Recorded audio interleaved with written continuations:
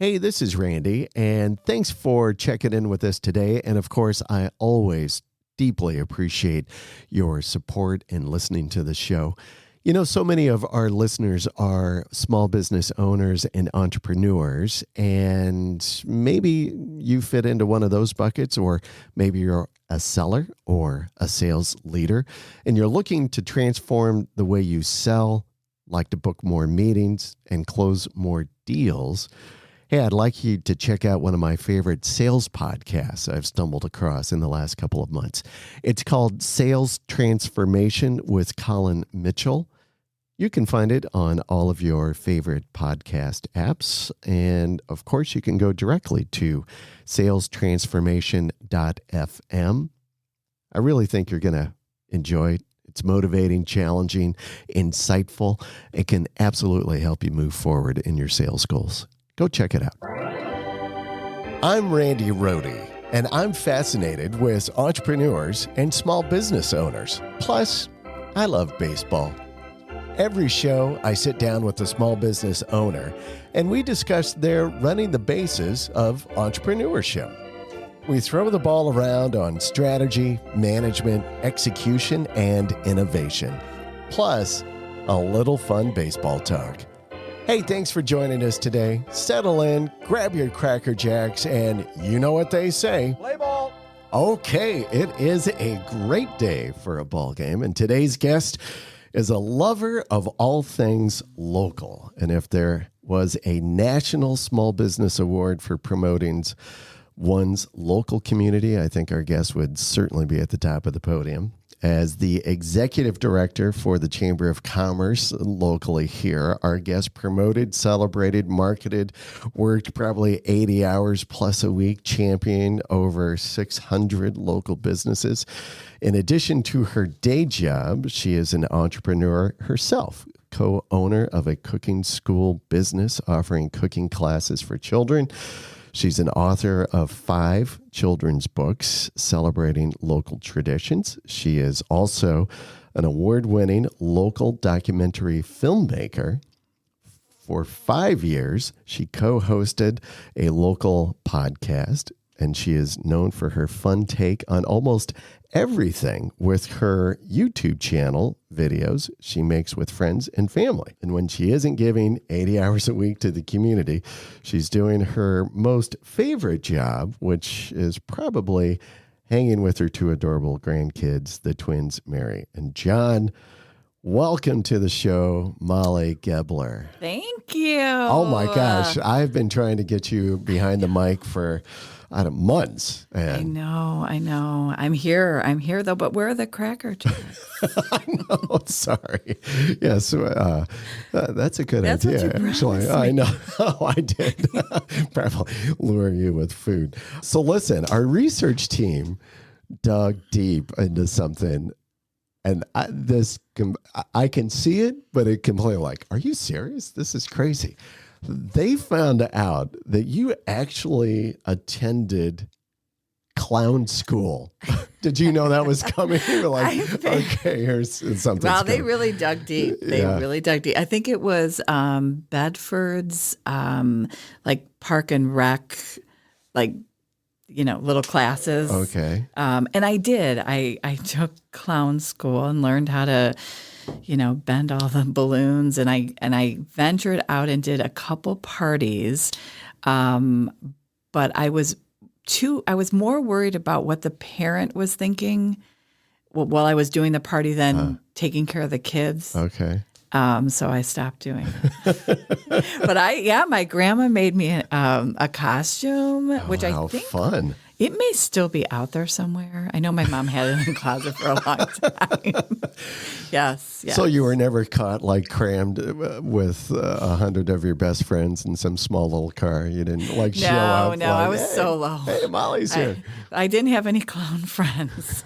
I was solo. You're a solo clown. I think my biggest gig was my dad was a dentist, and the whatever group he was a part of hired me at the the Cleveland Museum of something. The dentists had some big shindig, and I got to go, and that was a big deal. Bend balloons and I made my $50. Very fun. Well, there we go. Well, That's clown funny. school. I read this in the notes. I'm like, that is hilarious. I could definitely say, were you Molly the clown? Who were you? Wow, I think it was Bubbles. Bubbles. I have a picture. I'll get a picture and I'll send it to Bubbles. you. Yeah. That's good. Yes. Yeah. We'll add it with the show notes. People can go see Bubbles. Yes. So you didn't grow up here in Chagrin, is what I understand. I am not a lifer. You're not a lifer, and maybe now the secret is out, right? That's no the big, secret at now all. Nobody. But here's the thing: I'm not sure exactly how you found your way to Chagrin, but I think if anybody engages in a conversation with you, they would never think that you are not just tried and true blue Chagrin orange, yes, because you embrace the community like it is, centuries of your heritage, right? How can you not? So, two questions, I guess. One, how did you find your way to Chagrin? And then, how did you come to embrace it so passionately the way you do? I grew up in Wycliffe.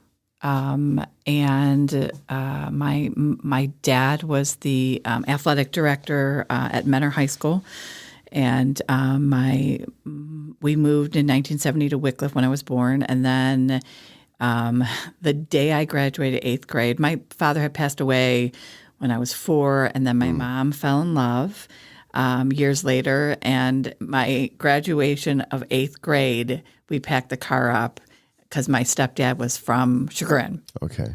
And we moved into his house there were 6 of his kids and 4 of us. So we're a blended family of 10. It's a full house. We never all lived together. There's an age difference, but we moved to Chagrin.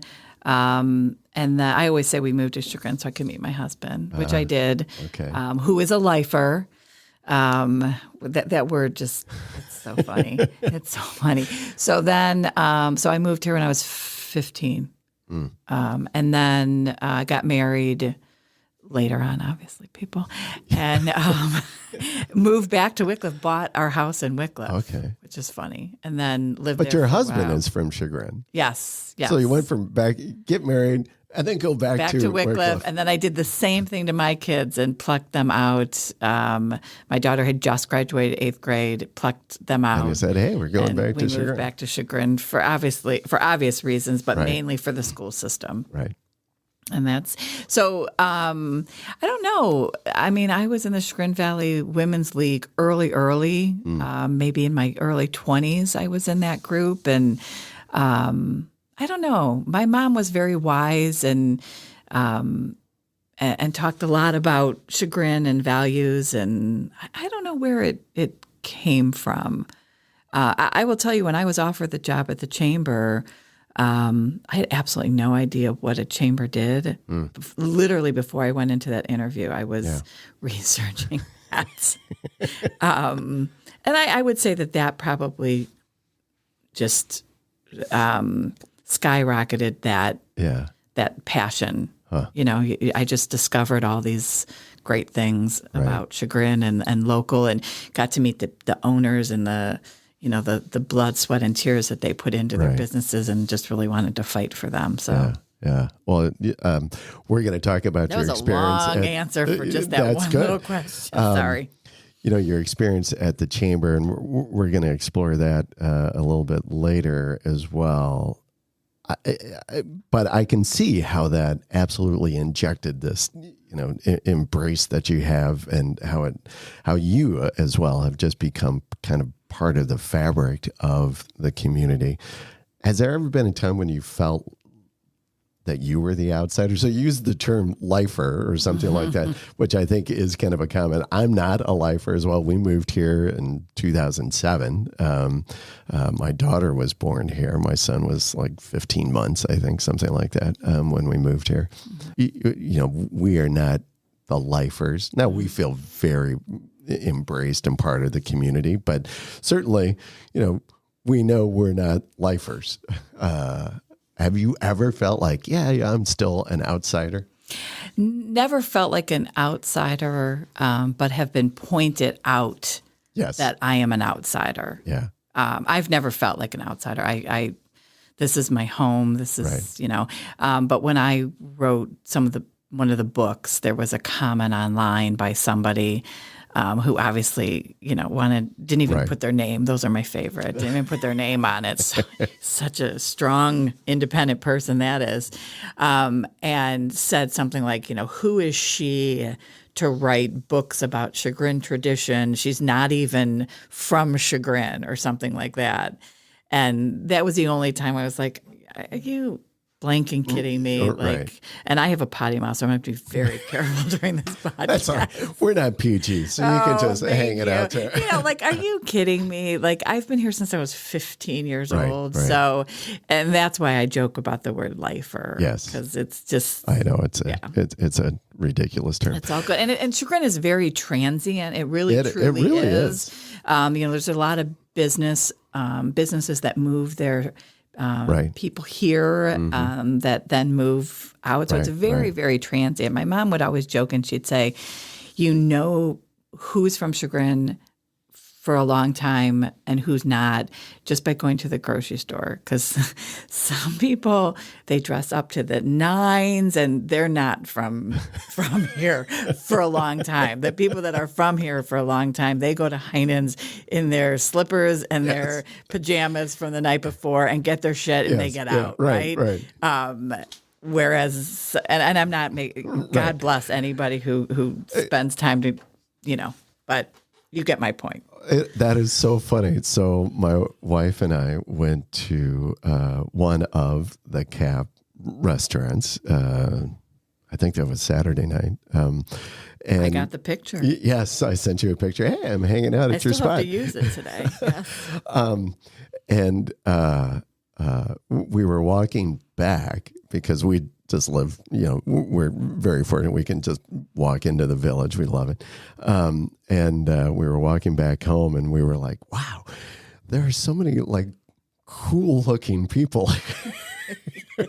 I can't even go to Heinen's. And I'm like, they're not Chagrin people. Right. Because these people are like, as you're explaining, dressed to the nines, like, wow, that is a fabulous, guy, I like nice girls. I'm like, that guy is really dressed nice. Up. Wow. And my wife's like, well, they're not, you can really see who's not from Chagrin.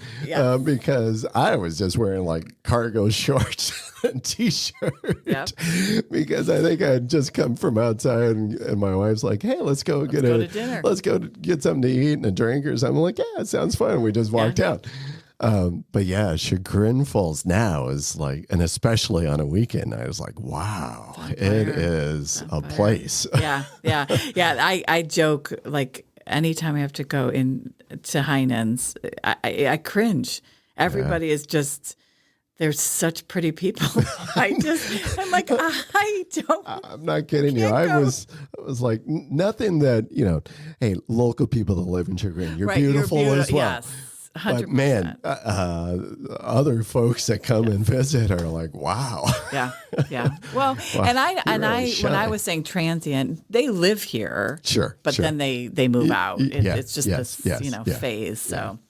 So very interesting. Funny. So moving in today, right now, coming and looking at life today. So you're in this incredible role with the Chef Art Pour restaurant group, and talk about entrepreneurs. These guys are incredible, I think. I'll let you tell the story about that group, a little bit of background. You've been with them for a long time in one fashion, or I should say you started at one point several years ago with them, left, came back. So why don't you explain a little bit of what that group is, Sure. Some of the things they're involved with. Sure. So we are, originally we were Burntwood Taverns, Leo's, M Italian, Sushi Junkie, M Bevy, Aaron and Moses. Gosh, what am I missing? The Inn now. I said, I'm Italian, right? Which is, it's just so exciting. Everything about this group is always exciting because it's just always growing. So way back, Brett Adams, who is the owner, local dad. He was actually the recess dad when I was working at Gurney. The elementary school, folks. Sorry. I'm trying not to be. So this show with Molly is very local. So our local listeners, yes, know like, oh yeah, Gurney, everything else. But Molly, we actually have a pretty broad audience. I mean, we're quite big over in Germany. I would never have guessed that. Hi, Germany. Yes. So thank you, our listeners there. So yes. Yeah. Give you So a at little the history. local elementary school, I was an aide. Brett was a recess dad who would come because his kids were at the school. And then he had just opened up the first Burntwood Tavern on East Washington Street here in Chagrin Falls. Yes. And I was there one day and just said, oh, I would really rock your host stand, I said to Brett. Really, just like that? I totally said it like that. My dad is a dentist, and he was just, that's my second dad, FYI, because I know everyone's going to be like, well, she already said her dad was my second dad. And he was just starting to transition and cut back his hours. And so I was like, I would really rock that. And so a couple days later, he called and said, were you serious about that? And I was like, okay. I knew nothing about restaurant. Right. Absolutely nothing. And so I started working there as a hostess, and then I served, and then I managed, and then left there to go to the Chagrin Valley Chamber of Commerce. Right. And then I'm back. So yeah. So there you're back. So there's so you've got the Chef Art Pour restaurant group, which is, and Molly just rattled off just a number of different kind of concept restaurants, but. I don't know exactly when, but more recently, in the last year or two, the group also acquired this string of properties on West Street, which includes this historic inn of Chagrin Falls, which now you are intimately associated with. Very intimately. I think I have paint from yesterday on my fingers. Yes. You know what? That was always the intent, was to leave, not always. When I left the chamber, it was for the inn. We didn't purchase it until a little later on. I left in May, and then we purchased it in September. So I always knew that was where I was headed. It was always my dream to own an inn, and wow, yeah. So you're fulfilling like a lifelong dream here, being the innkeeper, and a little bit of my mom's dream too. I think. Oh, very fun. Yeah. Wow. She'd be excited. So, we talking about the inn. So tell us about the inn itself, and I'll just let you lead it. You've done so much, and you just had this big, monstrous event that I want to kind of explore as well. So, but take it away, Molly. All right. So, the Inn of Chagrin was a property in 1920 that I'm really going back, that Mr. Crane purchased. And the Chagrin Falls Historical Society can, add any of their comments when this gets posted, if I'm incorrect. Mr. Crane bought it as his summer house. He had a chocolate company, Crane's Chocolate in Cleveland, and Chagrin was the country. So he bought this property to have a cottage in the country. Beautiful. Right? I have a question because, and see if my recollection of history is correct. Was also Mr. Crane, wasn't he also credited with the Lifesavers? Yeah, candies? That's coming. Is that right? Oh, that's coming. That's coming. No. Randy, be quiet. All right. No. So he purchased it, and then he created Crane's Canary Cottage, which was a restaurant, and it was one of the finest. On the property. Okay. Yeah. So originally, I believe you would walk into M. Bevy's door, which is part of our restaurant group. It's a piece on the property, and that would have been the front door. Okay. Some of the fireplaces in the inn are original fireplaces from that restaurant. But I always describe the restaurant, how famous it was. Like if Anthony Bourdain met Farmer's Almanac, so it was a Duncan Hines restaurant, and Duncan Hines was not the person on the box of the cupcakes that you make. They purchased his name. He was an actual person who would go to restaurants, and then everyone would wait for his publication to come out on what the best. On his review. Correct. Right. And if you were a Duncan Hines, kind of like a Michelin, if you were a Duncan Hines restaurant, that was a big deal. Well, Crane's Canary Cottage was one of his favorite restaurants. So 20s, 30s, 40s was when this ran. Mr. Crane lived upstairs, and if there was anybody famous, he would, which there were plenty, presidents and the Lindberghs, they would stay upstairs with him in this quarter. So it was never an inn at that point; it was a restaurant. And then Mr. Crane died. Mrs. Crane purchased or ran it until the 40s, until the war, and then it closed. Right. Mr. Crane was at a baseball game, I believe, which is funny because that's your thing. There we go. Great. And he was eating his chocolates, and they were melting in his hands. And he's like, there's got to be something better than this for me to be able to enjoy at the baseball game. Maybe Cracker Jacks were invented. I don't know. So he went back. He was a boater. And he went back and he made the lifesaver to look like literally his lifesaver on his boat. Oh, great. It was the Peppo mint was the first one he invented, was what he invented. He sold the patent for $2,900. But he, if you think about it, I think it was Mars that bought it. I have no idea. So, when he sold it, it wasn't doing what it was doing now. So when you stay at the inn, which is a 15-room inn, you actually get a lifesaver on your pillow with a little story saying, why a lifesaver. So back to the inn. So we purchased it. It had become an inn in the late 80s. We purchased it last year, and it was just outdated. It needed love and attention. It looked like the late 80s. The curtains matched the bedspread, matched the pillows, and they were all burgundy and hunter green, right? Yeah. That was the style back then. I remember that style because when we were looking to move to Chagrin, we actually stayed at the inn for a few nights. Love this. In some green room. Yeah. And it was lovely. I mean, it was, it just needed some attention and love. And we knew that would be the plan right off the bat, is what we would purchase it in September. We would run for the rest of the year, which is usually the busy time. January, February, March, then it slows. And then that was what we would do for renovation. And if anyone knows me, I do not do anything in a small way. Right, so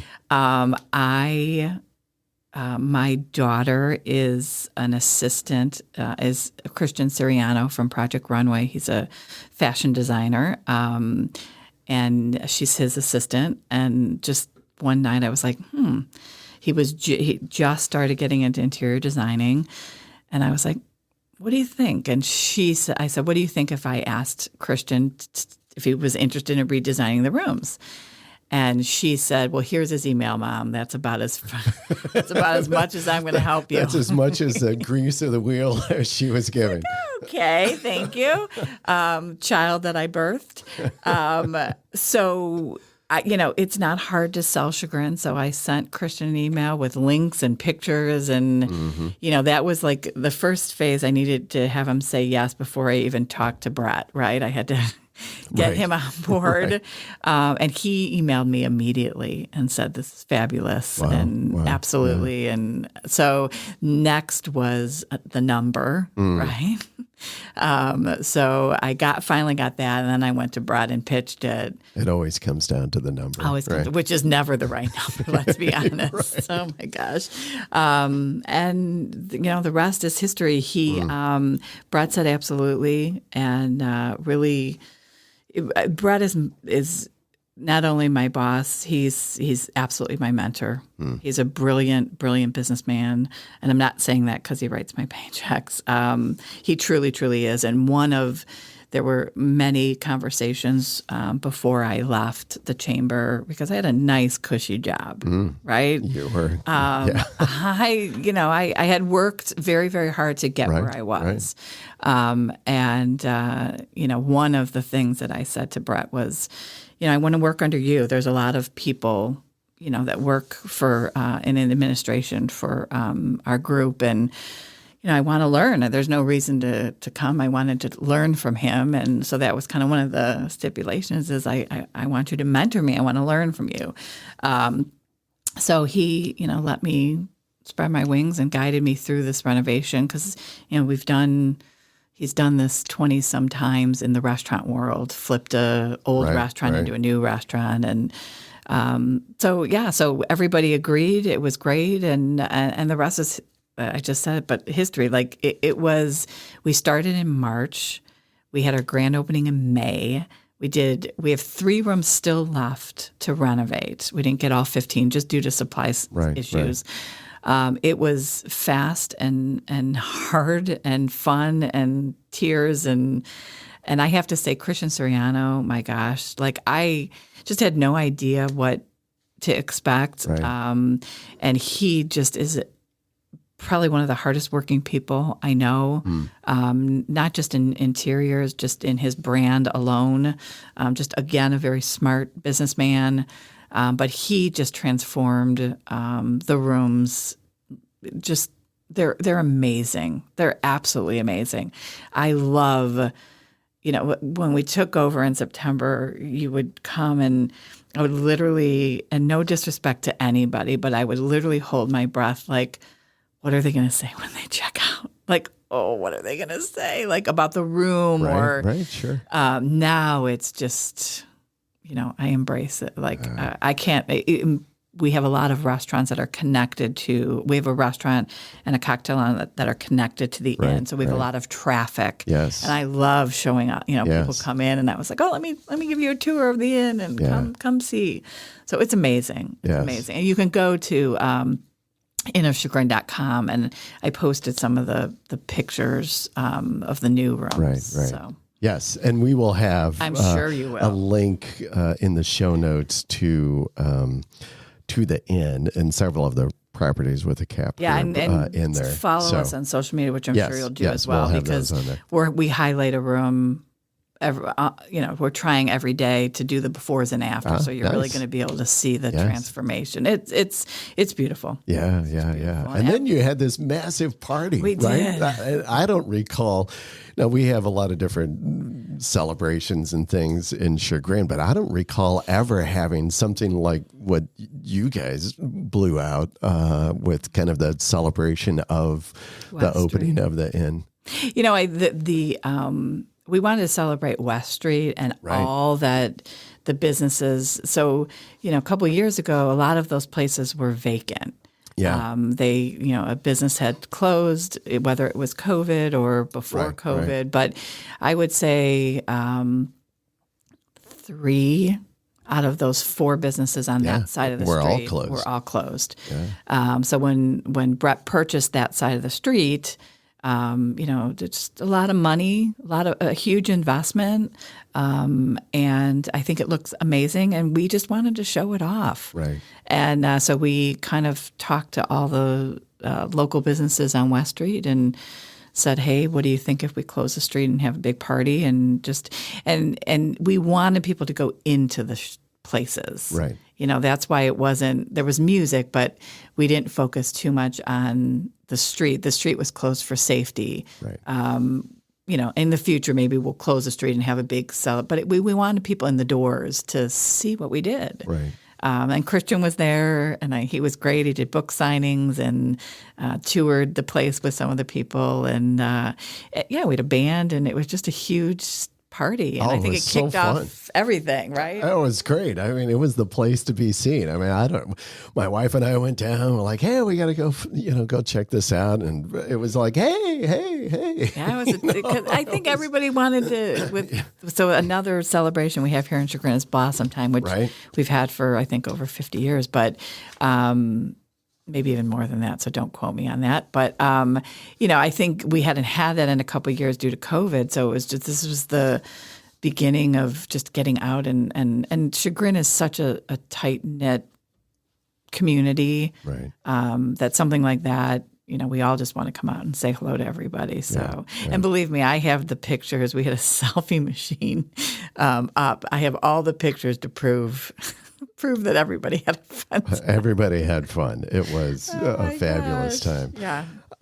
So running an inn. So it may have been, a childhood dream. But you certainly didn't have, at least what I could find, or in my notes or our team, that you had experience running an inn. So, it was new. What was the biggest challenge for you?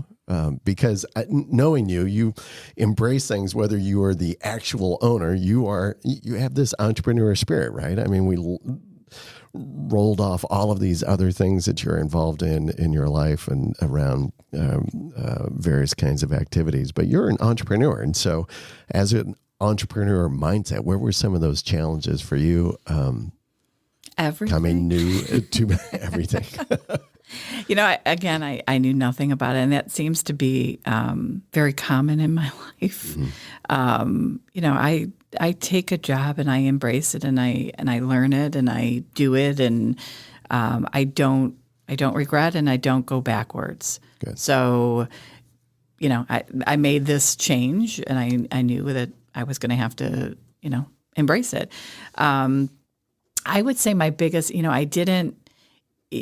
there's a lot of juggling. There's a lot of how many people are staying this night, and what are you paying for, and how much per person is it? And I am not a numbers person, and that's where Brett has spent most of his time mentoring me with or on.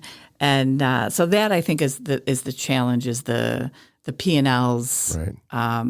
But we had a P&L at the chamber, and I ran through it and did it. But this is, each person that walks through the door, it costs for them to stay there, even though they're paying. Right, so you have to make sure that cost is low enough where you're actually making a profit. This is all business stuff that everyone's like, yeah, duh. But as a chamber, that wasn't in my wheelhouse. And as a dental assistant and running my dad's, doing dental assisting for my dad for 20 years, that kind of stuff wasn't a part of my thing, and then the gurney, cleaning up. Right. I remember walking into the inn. You were there, and I think you were in the midst of remodel hell. And I remember the conversation with you, and you were like, I think this is my third night straight or something like that. You were like remodeling, facing staffing challenges. And it was just like, only somebody who is so completely to the bone committed, as an entrepreneurs are to their businesses, would actually probably do what you do, right? Because that's what an owner would do. Like, well, you do what you got to do and hang in there with that. Where did that come from? I mean, was that something that was nurtured in you through parents? My mother, my mother and my dad, my second dad. My second dad was a dentist, hardworking, up until I think he retired at like 83 or something. My mom was a single mom. My dad died in 74, like I mentioned, and there were four of us. We were 2, 4, 6, and 8. So I was 3, just going to turn 4, until she got married when I was 15. She was the person. So garbage, lawn, cleaning the house, getting the car done, all those things that maybe in that time wasn't typical for the wife to do. So I grew up with an extremely strong mother and dedicated. Family is everything to us. And, work was the house, and she did it 100%. So I would say that I got it from her, and then and my second dad as well, because I worked for him. He was my first mentor. He actually would always joke with Brett that Brett stole me from him because he was just retiring, and then I went to work as the hostess, and he'll always say, I made her who she was, and you're getting the benefit of her. Every time we would go in for dinner, I would cringe because I knew that conversation was going to be had with Brett, but he took it like a champ. But I would say that, trust me, there were days that I wanted to leave, especially during that time because I think COVID was a lot with our staff. Yeah. But at the end of the day, I just had this conversation with somebody. With an inn, someone's going to be there for 24 hours, right? So if half your staff, more than half your staff has COVID, I don't have a choice. Right.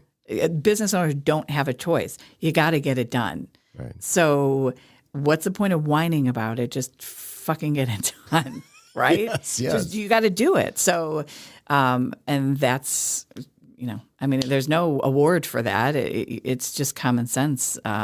Someone needed to be there from 11 to 7 a.m. And even though I had worked the first shift and the second shift, there were just no options. You were just still going. Yeah. So I always say I'll sleep in my coffin.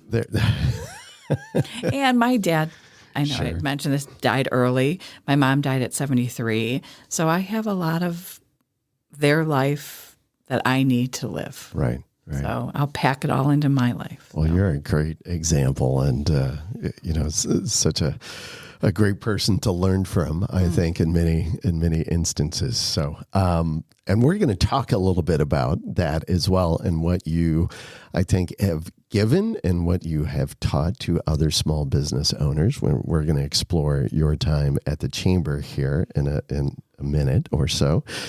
But it's that time, Molly. And it's time for the 7th inning stretch. Do you like baseball? I do. I know Lots of fond memories. Yes. So you're so local, right? And so I would imagine that you probably as well enjoy the local sports teams and such and have fun. The Twins just started T-ball this past weekend. Oh, yes. Oh, I think I actually saw that. Maybe the video. Mary social or something. Mary kind of made her own first, second, and third. So fun. I know. Oh, yeah. Yes. And it's such a fun experience for the kids. My daughter started doing that same thing, probably about the same age, and now she's playing. She's looking forward to playing softball at high school. So we used to take the rapid down with my grandpa. Oh, to Park the games. Green, yes, very fun. My daughter just did that last weekend. Oh, how fun! So it's still it's still there. Yeah. All right, so we are going to talk about baseball. So I get to throw a baseball question at our guest. So you've had some great success, and I'm so impressed with everything that you do, but you've written 5 children's books. There is no shortage for children's books about baseball, nor is there a shortage of MLB players writing children's books. Cal Ripken Jr., Derek Jeter, Alex Rodriguez, all different kinds of things. Here's your question. Oh, boy. Yes. We're going to go back.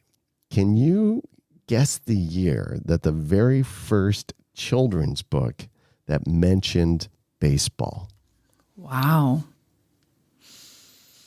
I'm going to go with, and I've no rhyme or reason. Do you want me to give you a list of years even? Okay. Yeah. Well, let me give you mine first, just so I can feel good. Sure. I'm going to say 1923. 1923.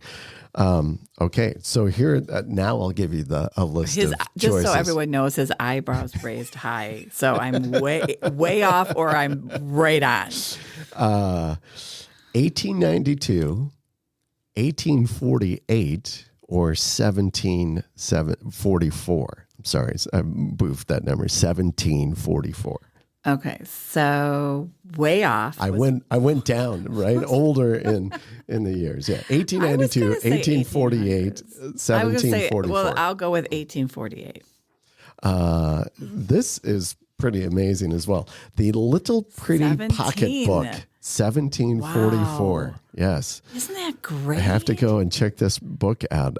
Whether it's out there, who knows? The Little Pretty Pocketbook, intended for the amusement of Little Master Tommy and Pretty Miss Polly.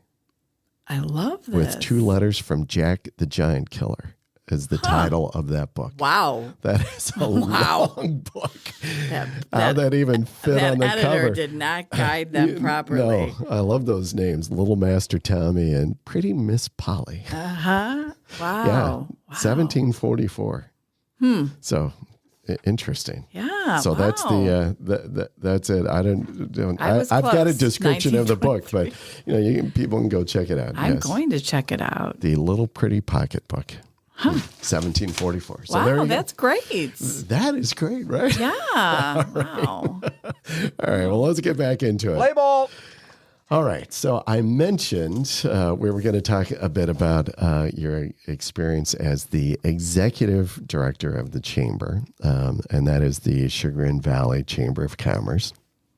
And a little background, I had the great opportunity to work somewhat with Molly. I think I joined the chamber your last year of the chamber, actually, I think was my first kind of coming on board as a board member of the chamber. You had been I had been a member of the chamber for a while. Member, yes. Thank you. A great member. That's great.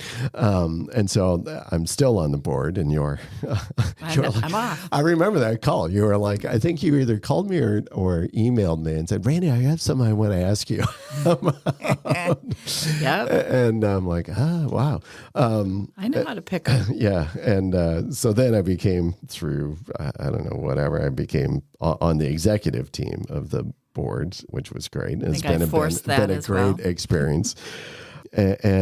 But you spent 8 years at the board or on the chamber. There's so many great things I could rattle off that you instigated, maybe, or initiated with the chamber. Some of the things that obviously that we still continue to do. We just did one of these great events, the duck race, launching all of these rubber ducks, thousands of them over the falls as an event.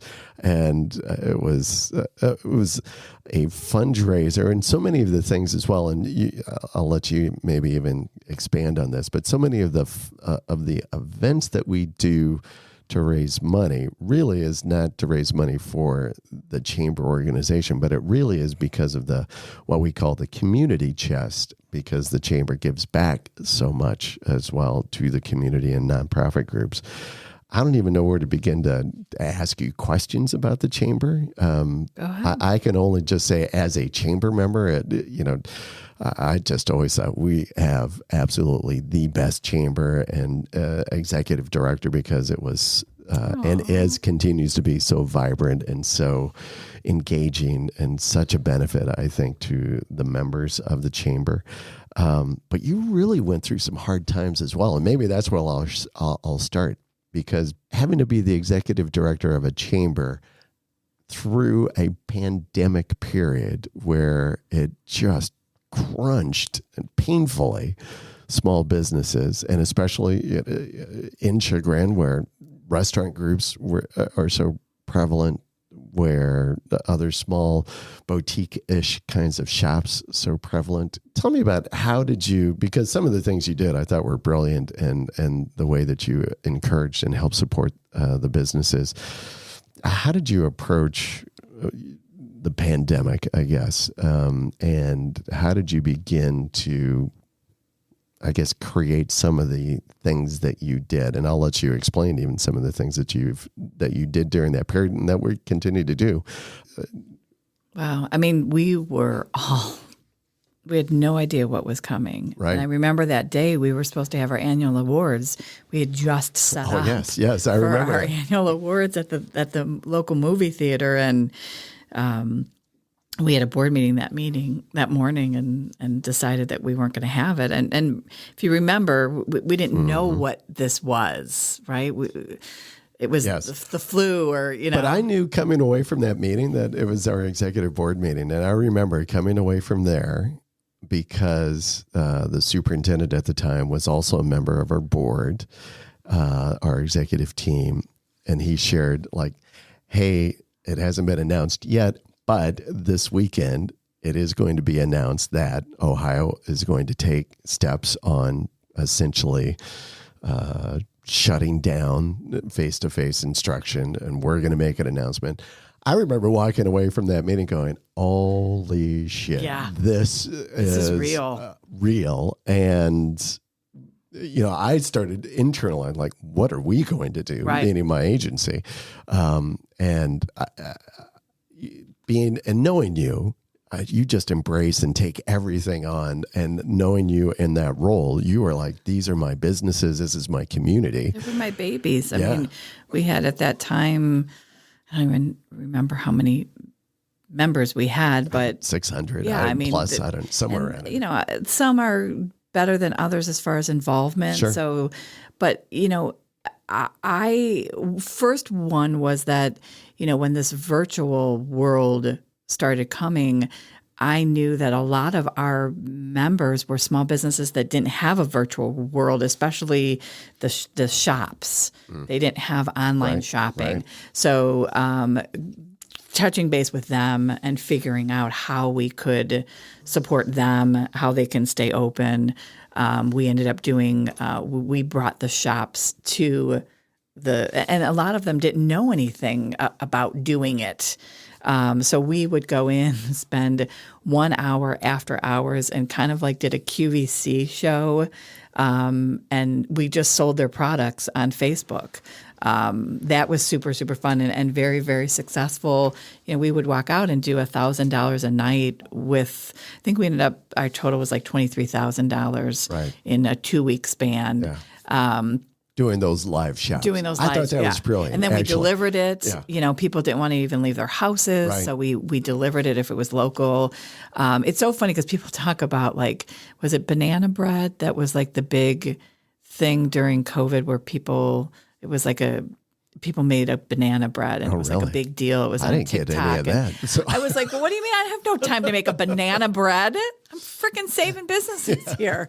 But that was probably the busiest time for a time where people got to take time off. Yeah. And no, there was no. We did the chamber has been very lucky with being able to put money aside, rainy day, and I think I talked to the board and said there hasn't been any. This is a rainy day, and I think it was Henry Grandel that came up with the gift card extravaganza, and we took it from there and. We sold gift cards, and then the chamber gave you a bonus card if you purchased it. So that was huge successful. I think we sold out, and I can't remember. I remember being on the phone with Jessica, I can't stop it. I can't. And I had to go back and ask for 15,000 more. I think because I literally couldn't stop. And folks, if you can even just imagine, it was kind of a time to, Friday at 8 a.m. or whatever the time was, we're going to launch this and you can go online and buy these gift cards. And I think the chamber was matching, if you bought 50, you got 20. I mean, it was a great discount, right? And I remember oh, great, I'm going to go ahead and go do. And I went online. I don't know. It was maybe 2 hours later. I don't even know. It was it was done. It was I'm a board member, what? darn it. And it was crazy. So it was so 50, massively popular. Yeah. We then purchased another $20 from that business. So not only did that business sell a $50 gift card, they sold a $70 gift card. So that was a great, I think, helpful. And I think event. You would probably, what was the grand number, I think, when you think about what was purchased plus the in-kind, kind of cards that the chamber donated against that. Do you remember? I don't even roughly? Remember. It was big, though. It was big.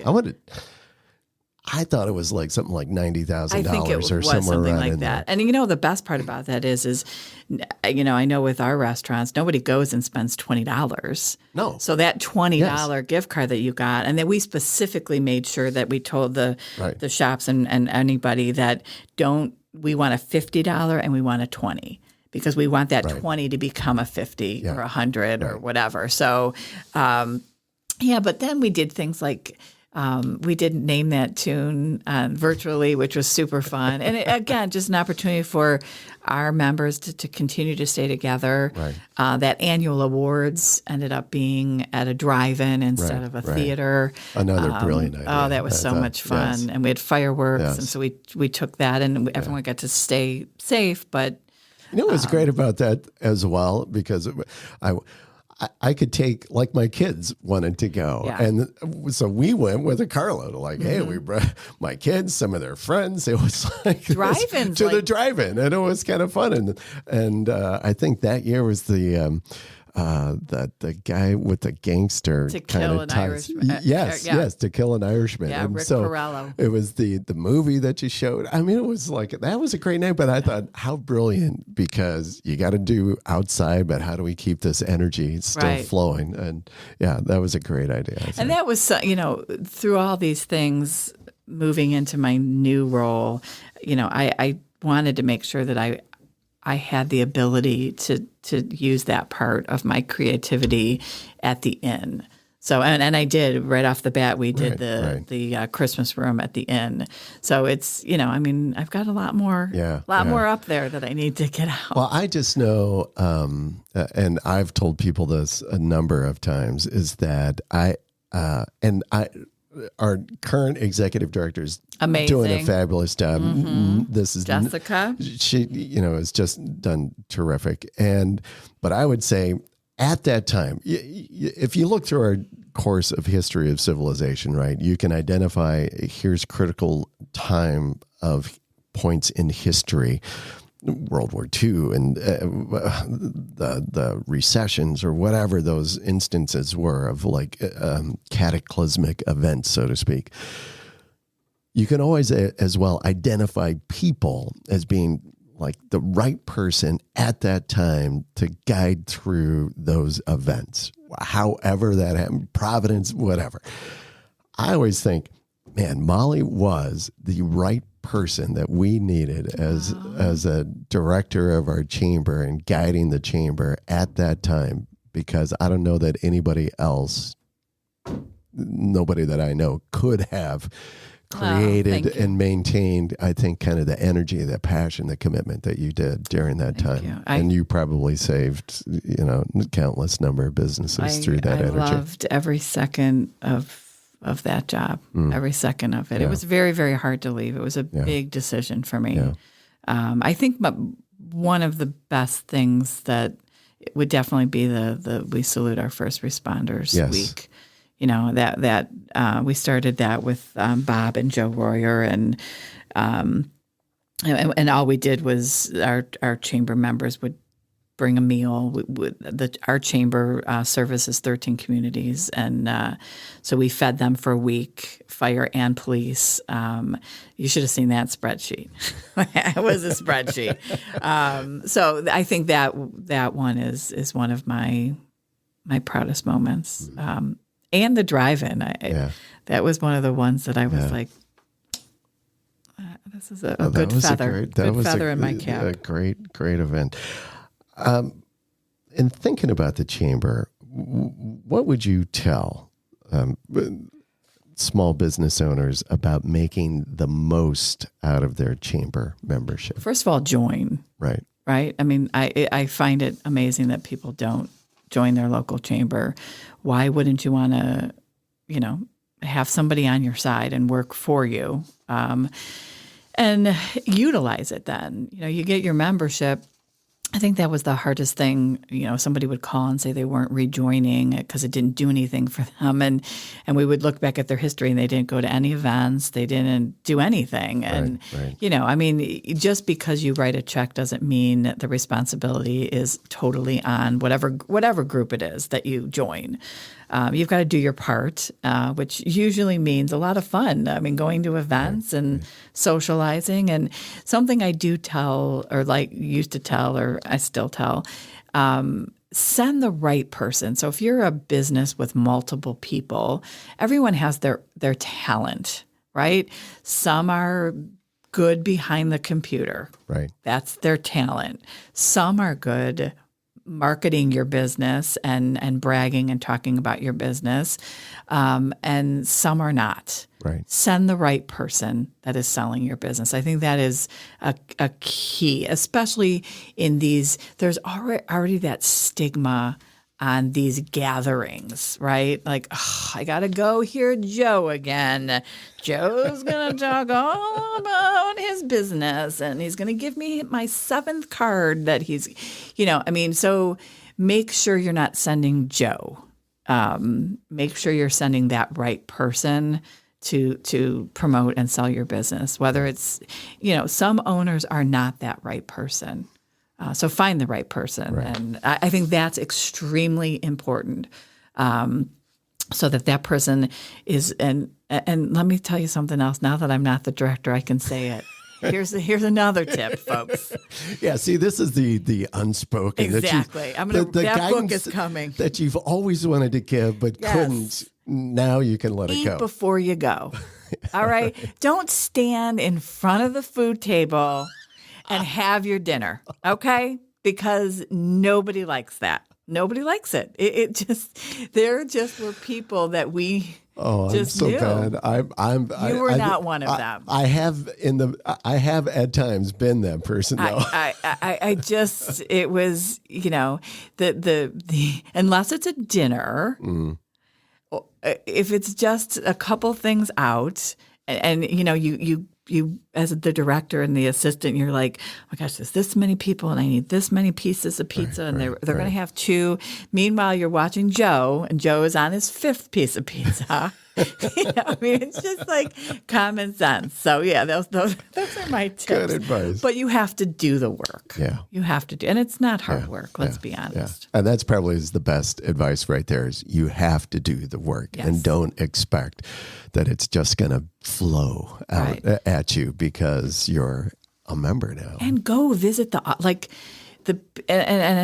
this just happens naturally because we're human, but the people that came into our office and said hello or helped us carry a box, and those people were typically top on mind, if that makes sense.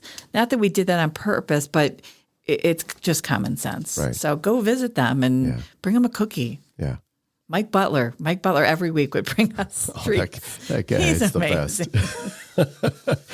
There's so much that you're involved with. I mentioned the 5 children's books. Whether we talked about it in the show or before the show, you've been involved in a podcast, you want to do another podcast, maybe start that up again. You've got this very cool That's My Jam going on your YouTube channel. I got to get that back going. Yeah. You've done a documentary film that you won an award with about the history of the pumpkin roll here in Chagrin. So much stuff. I'm going to ask you 2 questions. Well, it's a 2-part question. One about Molly and 2 about the inn.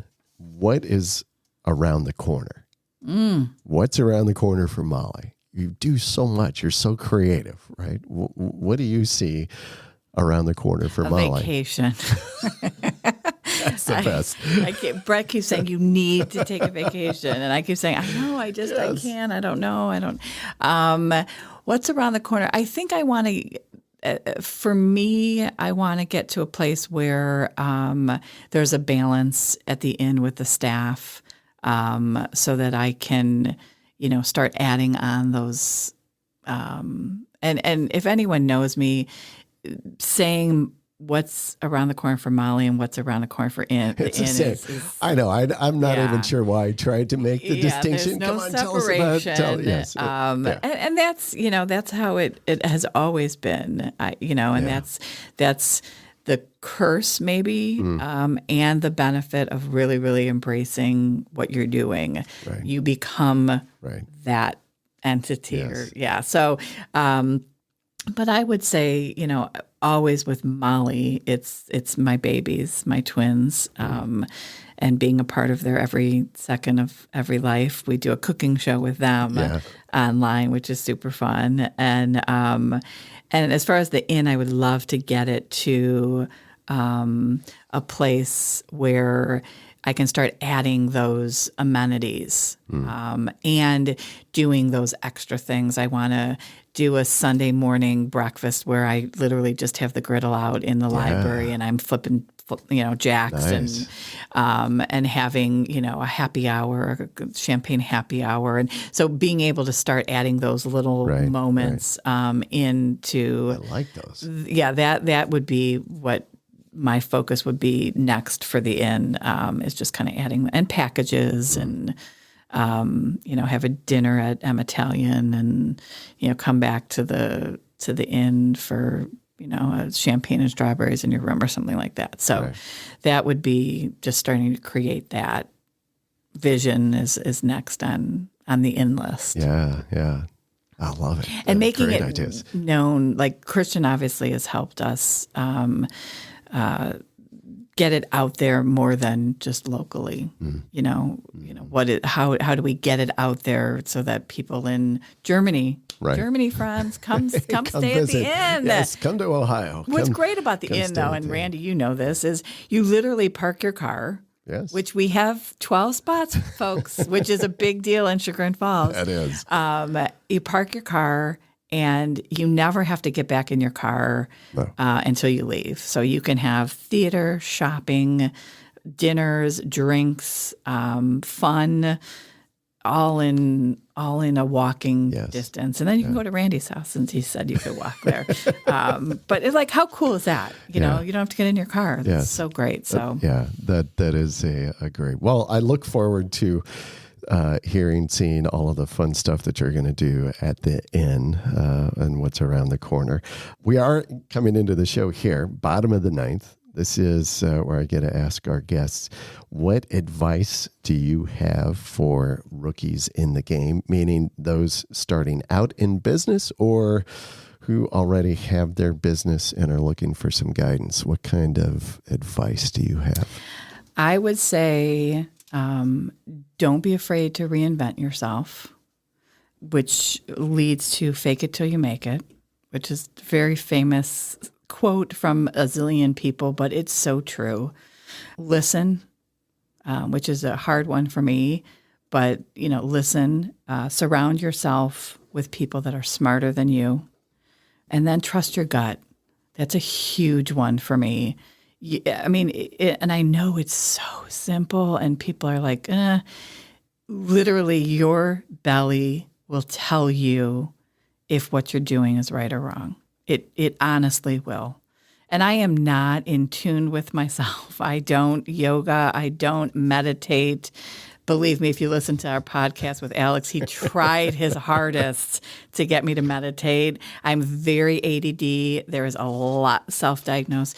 There's a lot going on in my head at all times. But I think if you take 2 seconds about a decision in business or in life, and if it's gnawing at you, it's probably not the right decision. If it's bothering, if your body's going to tell you if it's the wrong one. So I think that there are analytics and numbers and God bless you, Brett, but P&Ls and all that stuff. But at the end of the day, there is right and there is wrong. Right. And your body's going to tell you that. So. That's it. That's Good it. advice. Good advice. And don't be afraid. Like if you look at my journey, from clowning, I went to Kent State for 1 year and I came home with my BABY. Everybody think about that. Take a minute. So I had a baby at 20. So, I had to survive at that point. I didn't finish school. So, I had lengthy jobs. It's not like I went from one to the other to the other. No. But, I was never afraid to take a chance and reinvent myself. Yes. So. Well, you've done very well, Well, and how thank you. you've reinvented. And I love the invention that you continued to create. So I'm not done yet. You're not done yet. Well, listen, Molly, thank you so much for being fun, on the Randy. show. Yeah. Did anybody ever tell you should be on the radio? Yeah, when you were saying about, yes, I've had a number of times people said, you've got great looks for radio. Yes, yes. I didn't say that. You have a great voice for radio. No, I appreciate it. But thanks for being on the show. Thanks for having It's so me. This fun. is awesome. Yes, I'm so glad we could finally make it come together. Yes. All right, folks, that's the ball game. Thanks for joining us today. And if you like our show, please tell your friends, subscribe, and review. And as we like to say, we'll see you around the ballpark.